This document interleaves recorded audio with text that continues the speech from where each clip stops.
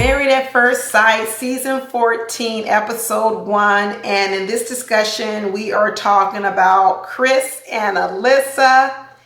I did other videos on the other couple. Check the description box for links to those videos. But this video is about Chris and Alyssa. And y'all, I got to go back to what I said in the videos last week. Chris, he's a liar. And you know what? Before I said that he was a liar, let me just tone it down a little bit. Let me say he stretches the truth. And once again, in the last week, I told you 4 stretching the truths I heard come out his mouth. 1, that he has a lot of sex. 2, that he didn't have a dog. 3, that he likes to cook. I'm not going to go over it again. But the one he started off with was, oh, I had to tell my mom, lie to my mom to get her here for this luncheon. Now, that might seem small, right, to you guys. Oh, well, you know, he didn't want to reveal the truth. No, they're small when they're isolated. He is comfortable with the little white lies. He stretches the truth. That's what I'm going to call him. I'm not going to call him a liar. I'm going to say he stretches the truth. And let me tell you, I'm starting to get advice from Alyssa that she covers up the truth. But for Chris, he stretches the truth. He doesn't quite tell the truth because he likes to paint an image. He likes to control what you see. And it's so interesting because when they asked him why he wanted to get married, another thing he said was, oh, I want to get married because I want everybody to admire me and admire my marriage and look at what and want what I have. So your whole purpose of getting married is so someone can admire you? See that right there? Like I said, it seems small, but when you add up all these things, he's all about the show. He's all about appearing to people one thing, and that may not necessarily be who he is. There's going to be problems in this relationship. They're not going to make it. I can already see it coming around. He talks, and this is the part, he talks about how he's almost like sort of like this serial dater. He sort of dates all these people. He dates them for 2 years and he breaks up with them. And he talks about how he just he doesn't really explain why he breaks up with them. But you know what I think is going on? I think when you are running from who you are, you only can keep up a facade for so long. It's almost like getting caught, right? It's like I painted this image and I really can only keep up this lie for so long or whatever it is I'm doing. After a while, it gets too much. The burden is too heavy to keep pretending I'm one person and I'm not that. And I think when he reaches that point, whether it's 6 months or a year or whatever it is, he's out. He bows out. Because he doesn't really come up with any reasons why he leaves the relationship. He doesn't even come up with any reason by what's wrong with the women. I think it's him. I think he is a masquerader. That's what I really believe. And he's going to have a little problem with Alyssa.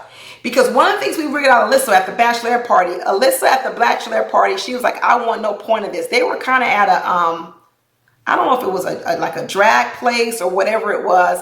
But Alyssa wasn't having no part of it. She was like a stick in the mud, sitting over in the corner with her friends. She didn't want to have a drink. She didn't want to have a conversation. She didn't want to dance. Now, I understand that, everything's not your vibe. That may not be the place you would have chosen to go ahead and, party at. But I also have a problem with people, how they just don't know how to get along. No one's telling you to come here every night. This don't have to be your vibe. But this is a once in a lifetime thing. This is one day out of your life, a few hours out of your life, and you can't find a way to get along. It actually reminds me of how Mirla was last year. Certain people, they are not willing to bend one bit, not even if it's for the group or anyone else. So I think Alyssa is going to have a hard time bending in a relationship because I think she showed it there. So much so that, you know what? She got into it with Lindsay, loudmouth Lindsay. Now that ain't saying much because I probably would get into it with Lindsay. Lindsay doesn't have a filter. Lindsay says whatever on her mind. And whatever Lindsay started talking bad about Alyssa, and the chatter was going around in the bachelorette party, and Jasmina's friends heard the chatter, and so did Alyssa's friends. And Alyssa was not happy about it to the point of Alyssa blocked Lindsay on her social media and the chatter thing.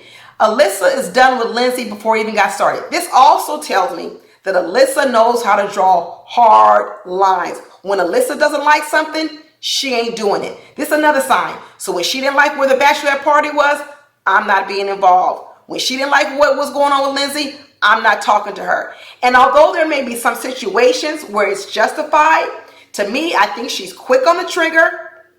I don't think that she's bending. And if you remember what I said before, I said, oh, she's kind of high end. So I'm starting to get the idea that she might be a little bit too bougie. I'm telling you, I'm starting to get a little bit of Mirala's vibes from last year, where she's not able to bend. She's not able to come out of her comfort zone. And I think that's going to cause a big problem in her relationship with Chris.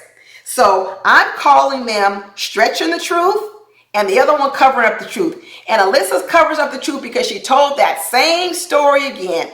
The same story that she was engaged, they went and looked at rings, and then out of the blue, her fiance came home from work and says, I'm out of the relationship. And she still doesn't know why a man who she was engaged with all of a sudden came home from work and broke up with her. That's covering up the truth, girl. There is no way a relationship ended in a fiance sort of situation and you don't know why it ended. You're either not telling us, you're covering up something. So these two,